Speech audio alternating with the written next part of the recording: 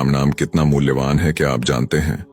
एक बार एक दुखी व्यक्ति ने एक सिद्ध महात्मा से दिव्य उपाय अथवा मंत्र बताने का अनुरोध किया, जिससे उसके सारे कष्ट दूर हो जाएं और मनोवांछित फल प्राप्त हो। जब महात्मा जी की सेवा करते करते बहुत दिन बीत गए, तब महात्मा जी ने उससे कहा कि मैं तुम्हें एक ऐसा गोपनीय मंत्र देता हूं जिसका पता बहुत कम लोगों को है। यह मंत्र परम गुप्त और अमूल्य है, अतः किसी से कहना नहीं। इतना कहकर महात्मा जी उसके कान में धीरे से कह दिया, राम। वह व्यक्ति राम नाम जपते हुए एक दिन गंगा नहाकर लौट रहा था, तो उसने देखा कि हजारों की संख्या में गंगा नहाकर जोर जोर से राम राम पुकारते चले आ रहे थे। उसके मन में विचार आया कि महात्मा तो राम मंत्र को बड़ा गुप्त बतलाते थे, मुझसे कह भी दिया था कि किसी से कहना नहीं, परंतु इसको तो सभी जानते हैं। हजारों मनुष्य राम राम पुकारते हुए चल रहे हैं। उस व्यक्ति के मन में संशय उत्पन्न हुआ। वह महात्मा जी के पास गया और पूछा, राम नाम तो सब जानते हैं, इस नाम में विशेष और अनोखी और चमत्कारिक बात क्या है? महात्मा जी ने सुनकर कहा कि तुम्हारा उत्तर बाद में दूंगा, पहले तुम मेरा एक कार्य करो। महात्मा जी ने झोली में से एक चमकती हुई कांच की सी गोली निकाली और उस व्यक्ति के हाथ में देकर कहा कि बाजार में जाकर इसका मूल्यांकन कराकर लाओ, लेकिन इसे बेचना नहीं है, सिर्फ कीमत जाननी है। वह व्यक्ति महात्मा जी के आदेश पर उस कांच की गोली लेकर एक सब्जी बेचने वाले के पास गया और उसे दिखाकर कहा कि इसकी क्या कीमत दोगे भाई?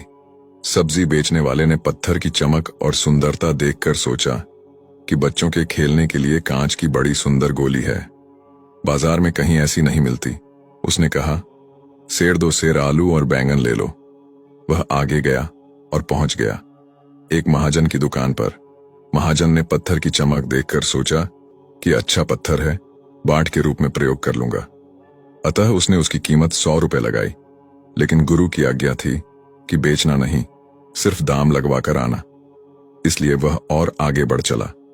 रास्ते में एक सुनार की दुकान पड़ी। सुनार को वह टुकड़ा दिखाकर पूछा, इसकी क्या कीमत दोगे?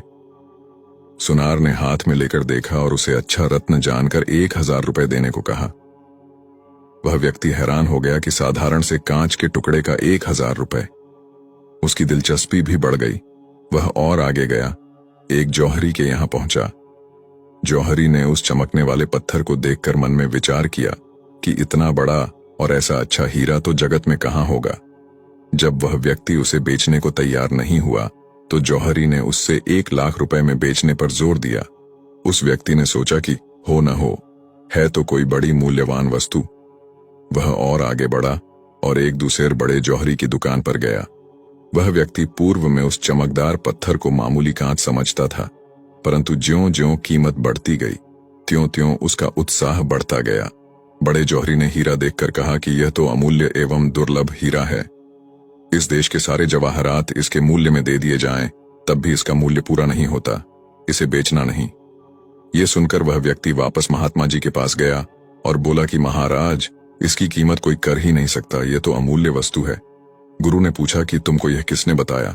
उस व्यक्ति ने कहा कि मम प्रभो, मैंने यहां से बाजार में जाकर पहले सब्जी वाले से पूछा तो सेर दो सेर शाक देना स्वीकार किया। महाजन ने 100 रुपए कहे, सुनार ने 1000, जौहरी ने लाख, और अंत में सबसे बड़े जौहरी ने इसे अमूल्य बताते हुए यह कहा कि इस पत्थर को कभी बेचना नहीं, क्योंकि यह इतना नायाब पत्थर है कि इसे दुनिया के कई जौहरी अपनी घर संपत्ति बेचकर भी नहीं खरीद सकते। महात्मा जी ने उससे रत्न लेकर अपनी झोली में रख लिया। उस जिज्ञासु व्यक्ति ने कहा कि महाराज, अब मेरी शंका का निवारण कीजिए। महात्मा जी ने कहा, मैं तो तुझे शंका निवारण के लिए दृष्टांत सहित उपदेश दे चुका, तुमने अभी भी नहीं समझा, इसलिए फिर समझाता हूं। इस रत्न की कीमत कराने में ही तुम्हारी शंका दूर हो जानी चाहिए थी। रत्न अमूल्य था, परंतु उसकी असली पहचान केवल सबसे बड़े जौहरी को ही हुई, दूसरे नहीं पहचान सके। यदि मैंने तुझे बेचने के लिए आज्ञा दे दी होती, तो तुम सेर दो सेर शाक सब्जी के मूल्य पर इसे बेच ही देते, आगे बढ़ते ही नहीं। अमूल्य वस्तु कौड़ी के मूल्य चली जाती, कितना बड़ा नुकसान होता। इसी प्रकार श्री राम नाम भी गुप्त और अमूल्य पदार्थ है। इसकी पहचान सबको नहीं है और न इसका मूल्य ही सब कोई जानते हैं। चीज हाथ में होने पर भी जब तक उसकी पहचान नहीं होती, तब तक उसका आदमीपन गुप्त ही रहता है। इसी तरह राम नाम के असली महत्व को भी बहुत कम लोग जानते हैं।